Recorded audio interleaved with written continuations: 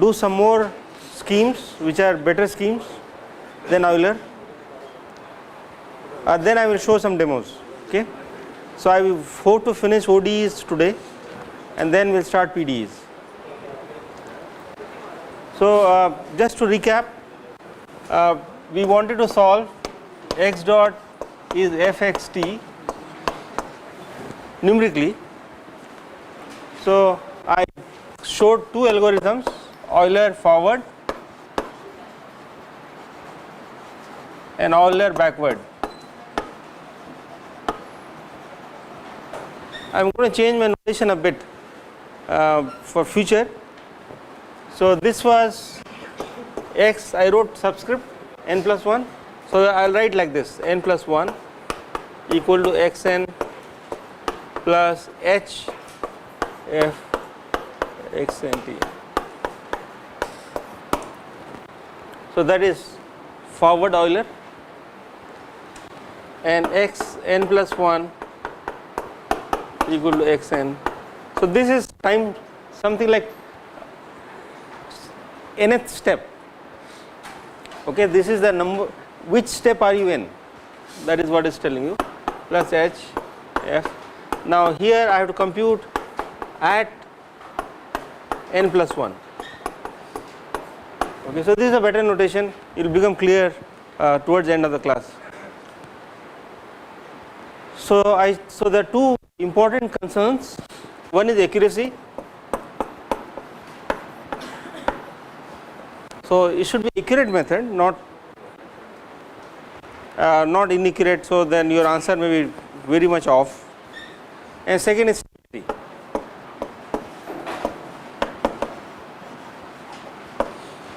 So this stability is somewhat different than your usual notion. It is defined for, so if my solution is going to a constant value or going to a some value, asymptotic value, my numerical solution should also go to the asymptotic value. Well, not that value, should not deviate, it won't go to that value. In fact, it's quite clear that if your method is not accurate, your solution from numerical scheme could be very different than the asymptotic value, but it should not blow up. Okay, so that's the condition. I hope it is clear to everyone, and we need to be certain that these two conditions are satisfied by the algorithm. Well, I mean, sometimes you may still use schemes which are unstable, but you have to be careful. Sometimes it is very difficult to prove stability for all parameters. Okay. So now today I want to discuss one more scheme which is stable, but which is better than Euler. Okay. So that scheme is trapezoid rule, based on trapezoid rule. So I can solve this one as xn plus 1 is xn plus, so trapezoid rule is combination of the two. So in fact I just combine the two, f xn tn plus f xn plus 1.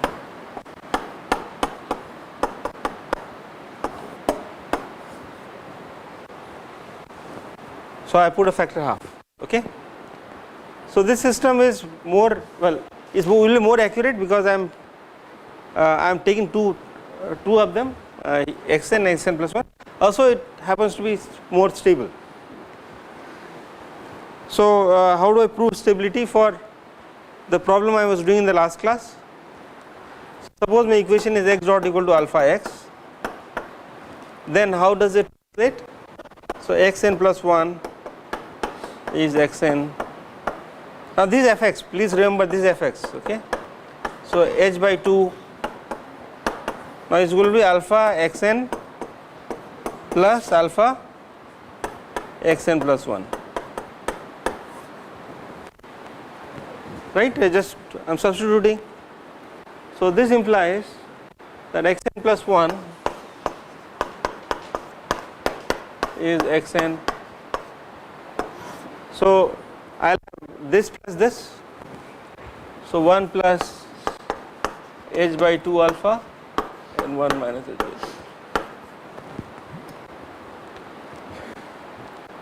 Now for alpha negative, the problem, remember, it was for alpha negative.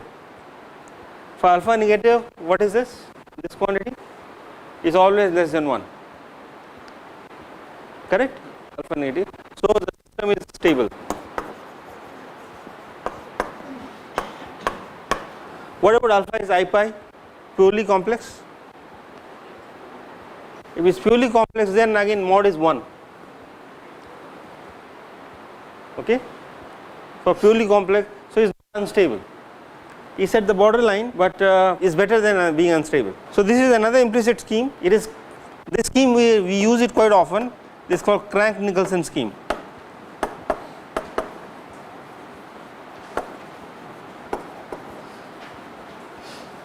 Okay. So I will show you. In fact, we will need this for future. So some scheme you have to remember, like Crank-Nicholson will be a important scheme. This scheme we will use it in when you solve PDEs. Okay. Now let us do slightly better schemes.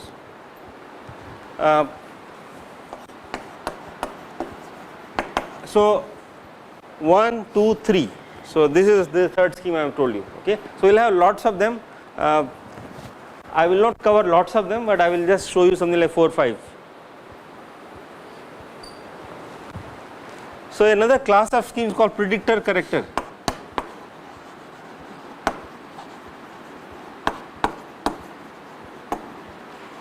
Schemes. So predictor corrector schemes. So let's do one. How does it work? Predictor corrector. So look, I don't know this guy, you know. That is one of the key problems. Here I don't know this, so how do I compute it for arbitrary fx? This was easy, but for arbitrary fx will be a problem. So what we do is I first predict, not that won't be the exact value, but I predict. So I predict xn plus 1, I call it star. So it is a predicted value by Euler scheme. So just use Euler scheme to predict. So it is going to be xn. So h f xn. So I made a prediction. What is a x star? Yeah. So a question. So the second equation, Euler backward. Okay. So do we know fx n plus 1 dn plus 1? You don't know, because so please remember. So we are going from time Tn to Tn plus 1. Okay. So I know the value xn and Tn, and given function f is a derivative, numerical derivative. Based on f, I want to go to the future. xn plus 1 we can write. This one, yes. So it did not be xn instead of n plus 1. No, that is called implicit scheme. So I am writing my solution in terms of xn plus 1. Okay. So it's true that I don't know it, but for sometimes it's easy to, if the equation is linear, then I can solve it, but equation is non-linear, then I can do iterative, but sometimes it's simply not possible, like for PDEs, partial differential equations. So one scheme is to do this, so just wait. Okay. So this is a predictor scheme, this is called predictor. Then I say that, well, my solution corrector xn plus 1 is one such scheme, okay, is xn. Now look at this. I don't know this, I think probably you use, so I am going to use this value, which is my predicted value.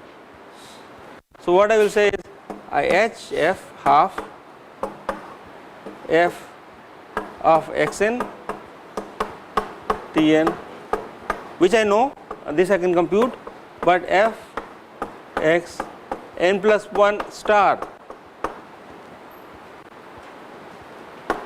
Tn plus 1. So this is called character scheme. So I combine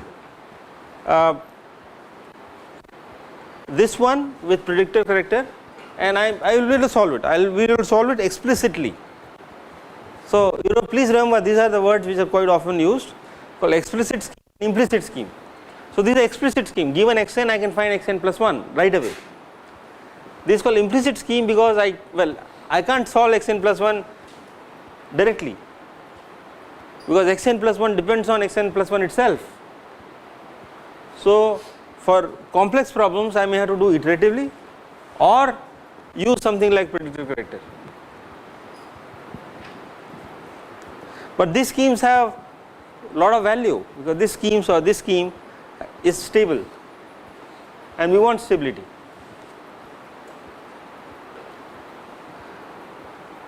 So we can do Taylor expansion, and we can show. So this part is there in my notes, so I think I'll skip it. So this one is 1 plus alpha h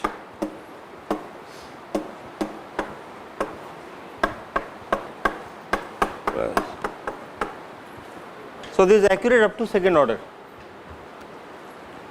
Okay, you can just do Taylor expansion and figure it out. This is accurate to second order, which is better than Euler scheme, which is only accurate up to first order. So in your project, you should do at least second order, not the first order. Okay. So another important scheme. So I will erase this.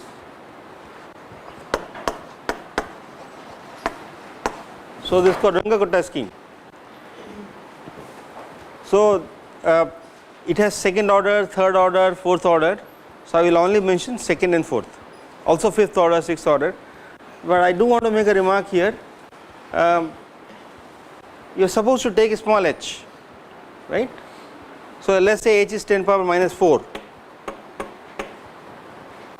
So it's good up to 4 significant digits. Now if I use fifth order scheme, which is accurate to fifth order, so fifth order scheme will be accurate to h5, let's say. So what is the accuracy according to this scheme? 10 power minus 20. Now should I go for these kind of schemes, or sixth order? Why not say sixth order? The problem with that will be this number will be 10 power minus 24. So my last 6-7 digits will be comparable to the random numbers, to the round off errors. I can only represent with double precision only up to 15 digits or 16 digits. Anything beyond 16 digits is not reliable. So you should not also go for very, very high accurate schemes. Okay, so that is something we should keep in mind, that we shouldn't go to like h power 6 if your h is 10 power minus 4. But indeed, if your h was so 10 power minus, with this scheme I can use 10 power minus 2 as h. Okay, so I can take a bigger time steps. Okay, so these are some engineering issues. You have to be careful when you apply your method. It's an art. I mean, you have to be careful. Okay, so how does Runge-Kutta second order work? So the idea is to go to x mid. So I go to the middle point and find the slope at the midpoint, and use the slope to time it once. So x plus half equal to xn plus h. So it should be h by 2, right? But I am taking only half step. So h by 2 f xn t. Now I say xn plus 1 is xn, or you can call this is a midpoint. Okay, xn plus h f xn plus half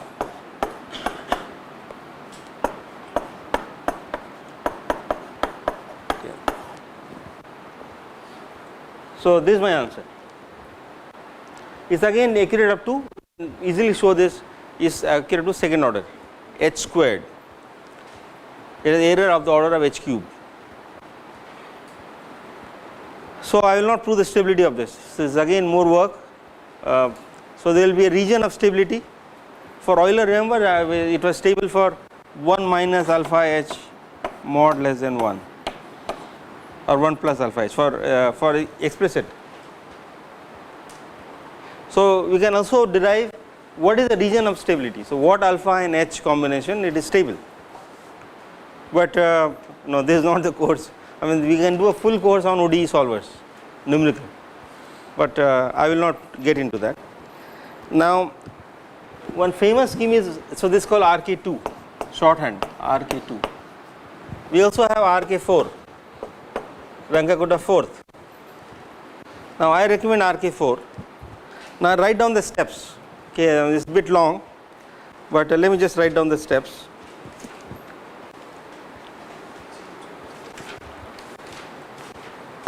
So it is combination of predictor corrector. So you can also call it predictor corrector. Huh? So this is like I am predicting the half value and using that I am correcting. So xn plus 1 star half star, I just write it, huh? h by 2 xn tn. Second step, xn plus half double star.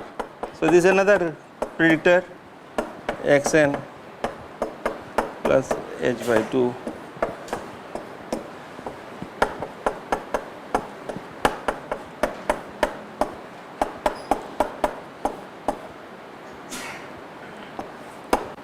So I go to this using the slope, using these values, half values. Okay. Now then xn plus 1 3 stars is xn plus h f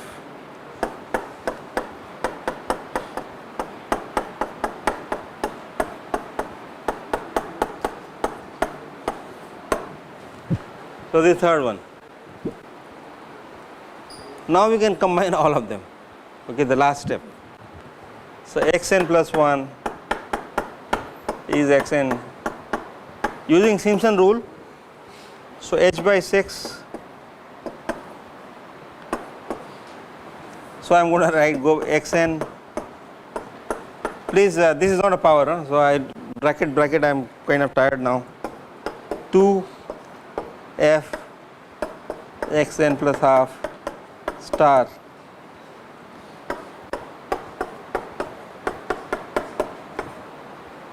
now I have two more terms. Let me just write it here.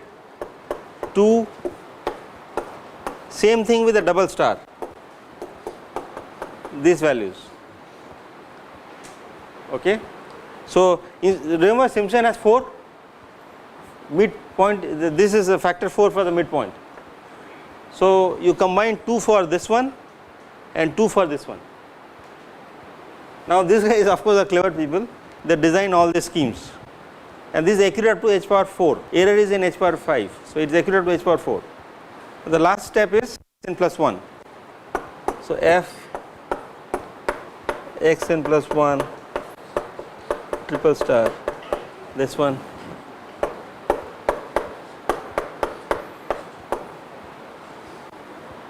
Okay, so this is Ranka-Kutta fourth order. So you can implement it in your for your homework or project. Now all these are for solving one equation. Now what if I have more than one equation? Is that clear so far? I mean you have tons of schemes. I showed how many of them? 5 of them, right, or 6. Euler forward, Euler backward. That was trapezoid, which is Crank-Nicholson.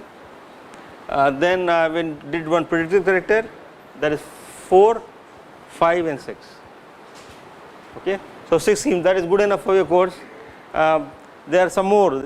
I may do maybe 1 or 2 when I do the PDEs. okay. But let us start with this x.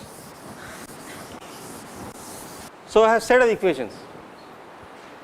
So one thing could be, let us call them xi's, variables x0, x1, x2, x3 like that, xi. So xi dot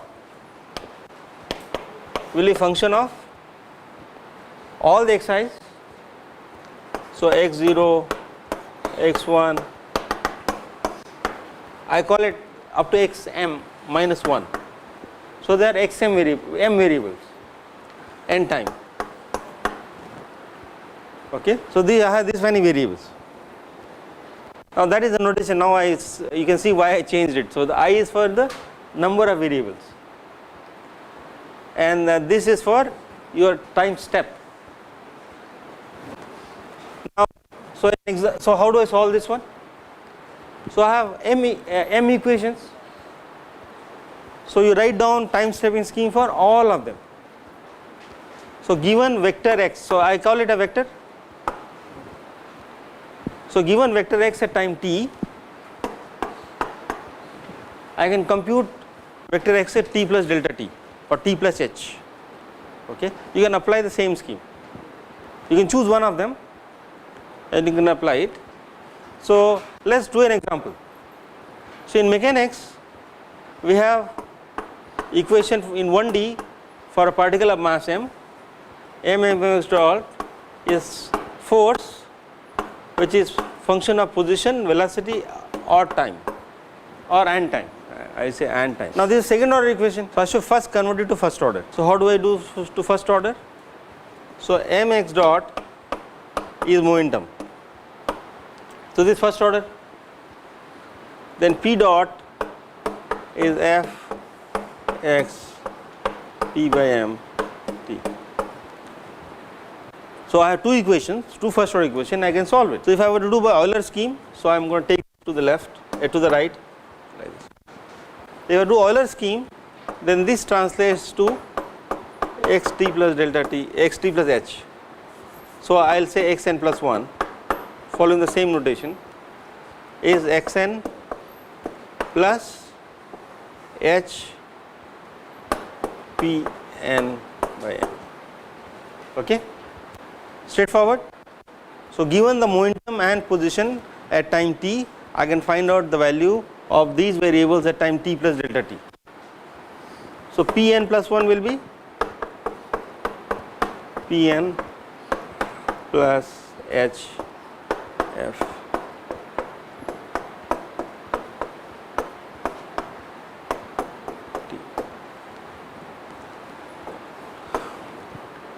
So this is how we solve it. So it could be huge numbers. If particle is moving in 3 dimensions, how many equations would I have? 6. So we have 3 second order ODEs, but 6 first order ODE. And what do they correspond to, this axis? What are they called? So why do I need 6? In fact, it is a very important physical implication. So this is the phase space. So phase space is 6 dimensional, and given initial condition which involves 3 position and 3 velocities or 3 momentum, I can find the future uniquely. So phase space trajectory you can draw. In fact, I am really solving phase space trajectories. Is that okay? Okay. So this is for set of equations which you will need it. So when I do PDEs, I am going to convert PDE into set of ODEs. So that is the idea. So convert PDEs into set of ODEs and solve ODEs by one of the methods I described. If I were to do Runge-Kutta second order, what should I do? I first go to the midpoint. No, for midpoint for both x and p. Then use the midpoint values to go to the t plus delta t. Okay, so I will not write it. But you should first think of the idea, and then you just code it. And don't code in the computer right away. You just write in a piece of paper. Okay, now the last algorithmic part is called stiff equations. Okay, so this is also important.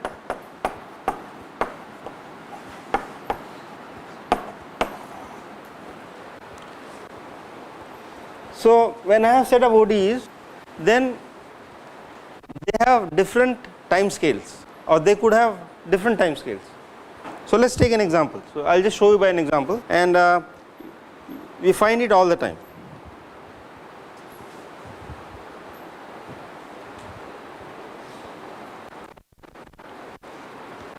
So the equations I am going to use is x dot plus alpha, no actually u dot, I am using u and v.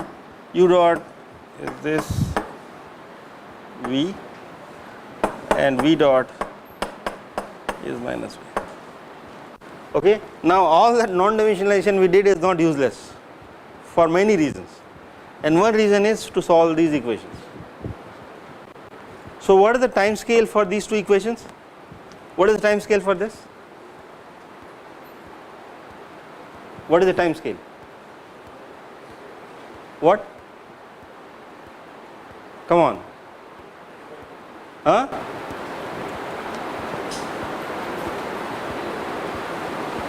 What is the time scale? Huh? Sorry? V dot is minus V. So at what time the function will change? Come on, this is disappointing. It is 1. It is already non-dimensionalized if you think. The time scale for this problem is 1, or let us call it t. Right? This solution is e power minus t. So in t equal to 1, it has dropped by 1 by e. Okay. Please remember how to do think of these scales. What about this? So one time scale will come from here. So that is that time scale. Another time scale comes from where? Alpha. So alpha is dimension of 1 by time. So time scale here is 1 by alpha. Now here time scale is of 1, here is 1 by alpha. If alpha is too large, then these two equations are different time scales. Now you can think of two oscillators, one is very high frequency, other one is order 1 frequency. Now I want to solve it in a computer, then what should be my h or delta t? What should be my delta t? Now this is a physics aspect, I mean you guys like, so what should be my delta t? So let us say alpha is 100, okay, this is 100, and this is of course time scale is 1. So what should be my h? Less than 1 million. Okay, there is no second here. I just talk about numbers. Less than 1,000, 1 billion, 1 million, 1 by 1,000. So what should be the number? Less than 1 by 100. So you should be able to resolve the time scales.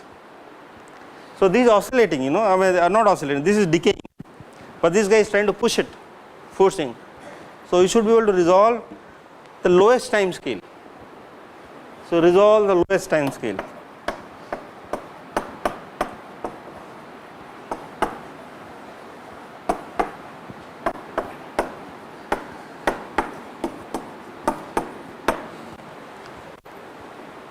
If alpha is 10 or 15, then of course I am stuck. There will be too much of a problem. Okay, so then we need to come out with some more clever scheme. If 10 or 15 means my computer will just sink, it is not going to do anything. That is too tiny a time scale, 10 power minus 15 will be too tiny. Okay. So these are the situations which occur in nature, like oscillations at all these big fast lasers, they have very high frequency. Okay, femtosecond laser or what is it, petawatt lasers, so they can correspond to this kind of situation. Okay, so how do we handle this kind of problems? So these are called stiff equations if the two time scales are far apart. Okay, so you need to worry about stability and accuracy of the systems. So one way is to, so one thing is that I hope you understand that you need to resolve both the time scale for accurate simulation, but there are ways to overcome this. So one clever way I will tell you is that I can make a change of variable for this equation. So if I make a change of variable, so u tilde is u e to power alpha t. So u tilde is a new variable. Let us take a derivative. U dot is u dot alpha t plus alpha. So now I got u dot plus alpha u. Okay. So I can now use this idea. So the left hand side can be written as this, right? U dot plus alpha u is that clear? Equal to v. So my u dot is v alpha t. So I got rid of my problem case alpha u term. Okay. Now I have, this is order 1, no problem. So you can solve this v dot is minus. Okay. So this is exponential, this is called exponential trick, and this has solved my problem. Okay. So this is one standard trick to be able to use higher delta H. Other thing is to use Crank-Nicolson scheme, the one which I just said. Crank-Nicolson scheme lets you use bigger H because it is stable for bigger H. It will not be accurate, but you do not need to take very tiny time steps. Okay. Now, so if I use Crank-Nicolson scheme, what will be the time stepping for this? So I use Crank-Nicolson.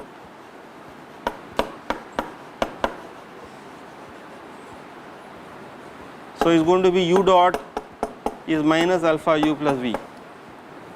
So un plus 1 is un minus, so a plus h by 2 at n and n plus 1. So minus alpha n plus vn minus alpha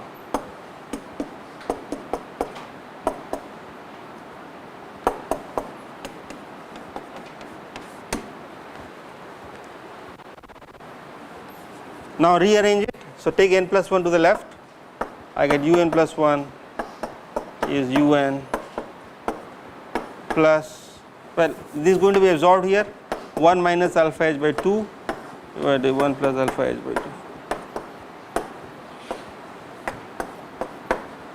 So this is un part, and vn part you have to also divide. Okay. Now this is the stability, this will give you stability. Okay. So Crank-Nicolson is a nice scheme for solving systems where alpha is so give stability to stiff equations. Okay, that's, so you kind of remember this one, and we'll do it when we do PDs. Okay. Okay. So I finished ODE solvers. So let me just do some demos.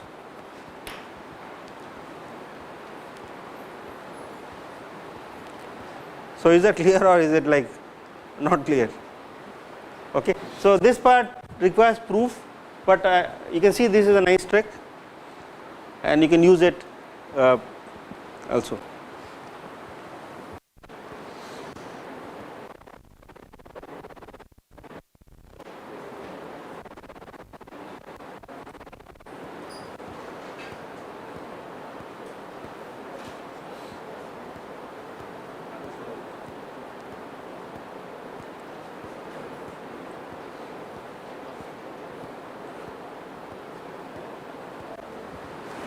Okay. So this is there are 3 solvers for Euler explicit,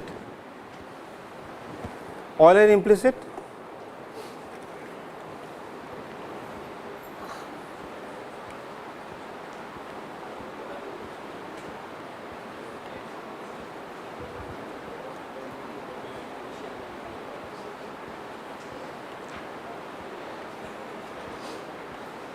okay. So it's straightforward. I mean, this writing is easy, right? I mean, so Euler explicit is clear. So, given f, any function f, I have to give initial condition and final condition dt, sorry, t init, t final and dt. So, this is initial time, final time, dt and initial condition. So, give me this, I will tell you the time and x, the full time series. Okay. So, so the loop, so this is going to be in a loop. So, I just say how many n I require, t and x, x0 is assigned with initial condition and I do a loop. So, xk is fxk tk times dt, dt is h. Okay, so this is already explicit, everybody agrees with that. So, I can get return tx and that is the answer. So, let us do an example. So, this is my f.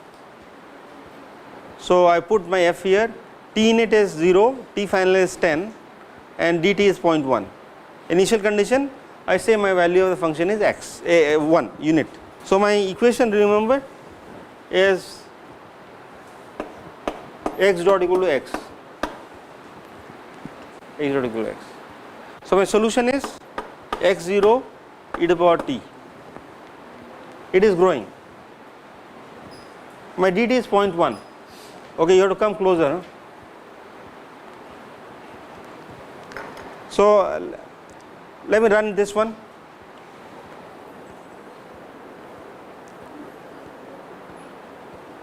Actually, this doesn't come very nicely. Let me just open a new window.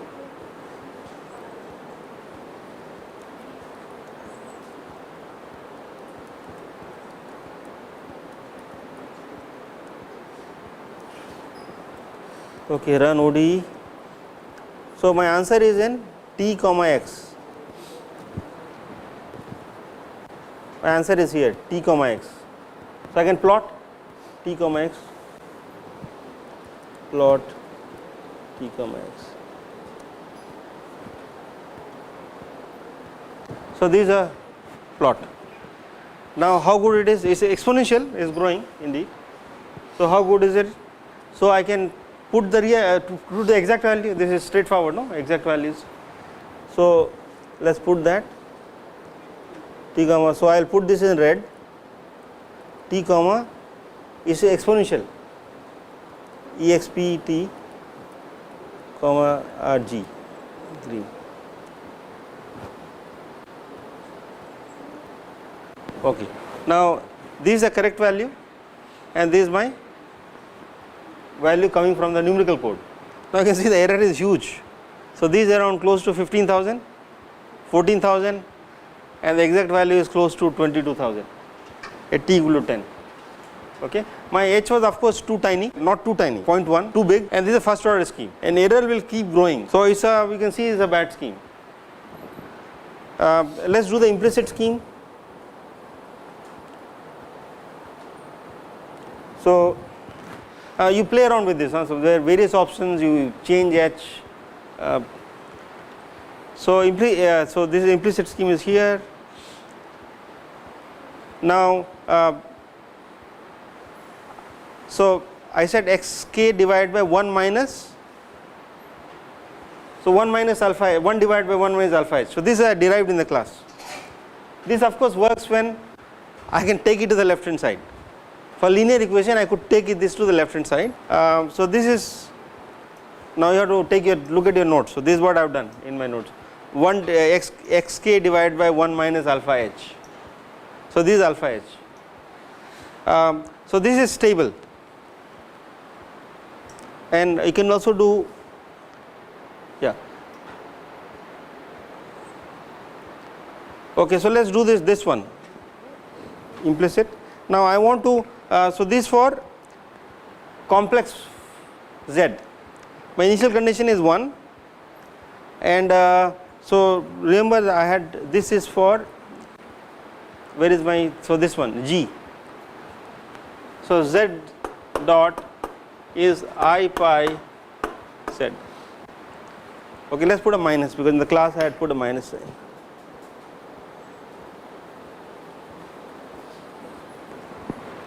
alright.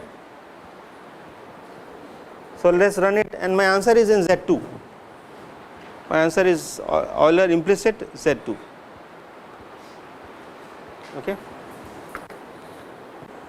So, Yeah. these definitions, Euler explicit, previous one also. Uh-huh. The outlook here is here, e comma is equal for This F you mean? yeah. So that is the return by program function or the function itself? The function itself. So the function, this function I call from here and this function is defined here. So you send the function itself. How it does inside is not our problem. You just send the function. Okay. So I am going to look at Z2. And Z2 is complex, so it has real part and imaginary part. And so solution is straightforward, no? Is Z0 e to the power minus I pi t. And Z0 is 1, is oscillating. So let us run again. Now I have to real of Z, it was t, no, t real of Z2, and what is real of this one? Cosine pi t, cosine pi t.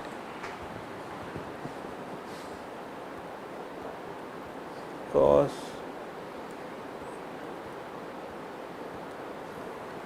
should work.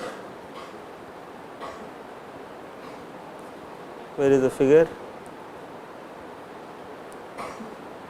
Okay, so let us kill this one first. Okay, so which is my correct value and which is my numerical value? Correct value is this oscillation, right? Cos t. My numerical value is going to 0. It is not unstable, in fact it's stable, but it's going to 0. So these are the issues. You may have computer, we have very good computer, but we don't have good scheme. It's not going to solve your problem. Okay. So I had to use my h small, that you work it out, okay. I mean my time is running out very soon.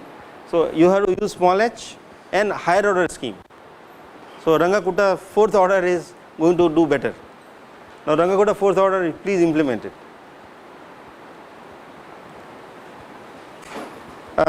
Yeah. Standard definition of F or G. They have given the parameters as x and t, but they are not using the t inside the function. That's right, it doesn't matter. So it's going to, if its t is not there, it will just put x. Even if it takes it, Yeah, so whatever x is there, it will put the first argument, second argument. The computer only understands what is the first argument, second argument. Okay. So let's solve one mechanics problem. So I will close this one. So I will leave these codes in the drop box.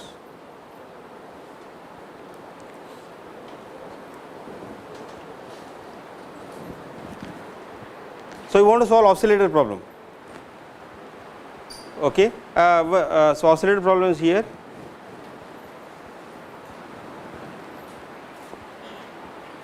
So x double dot is minus x. Oscillator with frequency 1. So I converted to two first order equations. So I have written here dot of y0 is 1. So this is like position and this is momentum, and dot of p is force. So I can do Euler. So this is what is coming here. So the first is, this is a time stepping up momentum. There is a force here and this time stepping up position. Now it is going to give you y0, y1. Okay. So this is something you have to keep in your mind. Y0 is position and y1 is momentum. It gives an array of, so you have to create an array. The first one is first argument, second argument. So for my mechanics problem, I say the first one is velocity, position, and second is velocity. So this is going to do that work, and I can solve it. So T Euler and T y Euler. So I push in here F with initial condition, final condition dt. So let us see quickly how it works.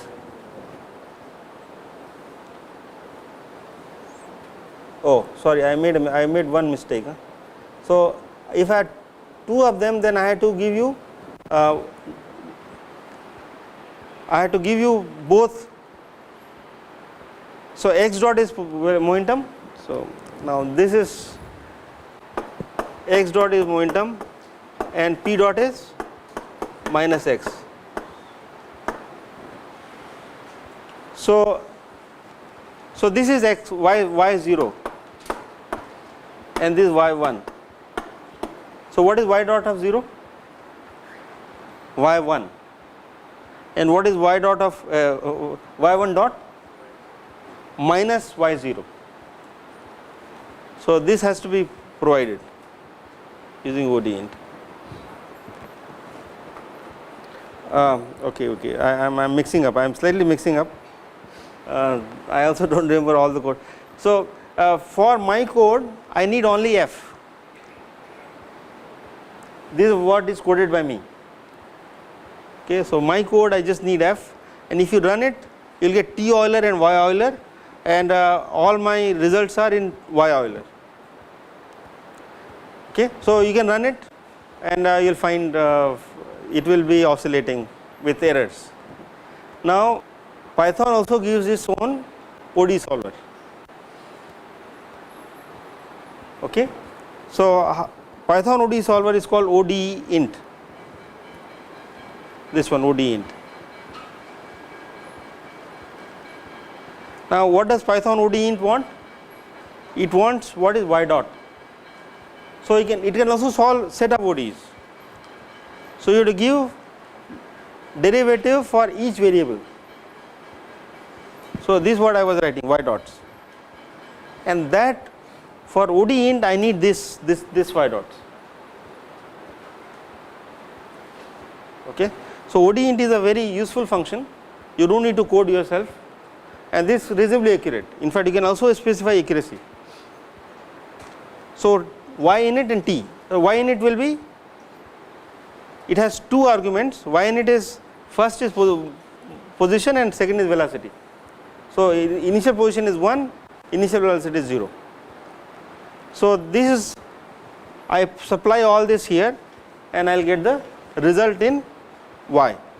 Result will be y, and of course t you have to create beforehand. So this is time, lean space. So you give it t, y initial and your y dots. You don't need to give dt. dt it will compute itself. Okay, so t array. So it won't tell you what function is using, which scheme is it using, but you specify the errors if you want, and they will give you reasonably accurate answer. Okay. But so this is what you can use it for your project, no problem. But you should also, if I tell you that you use Euler scheme, you should use Euler scheme. Okay, it's also a good idea to know what those schemes do, because in large project you are not going to use Python ODE int. This is only for a course, tiny 5-minute project. If I am running on a supercomputer, I can't use any of this. So that time I have to be careful which scheme I should use. Okay, so I will stop.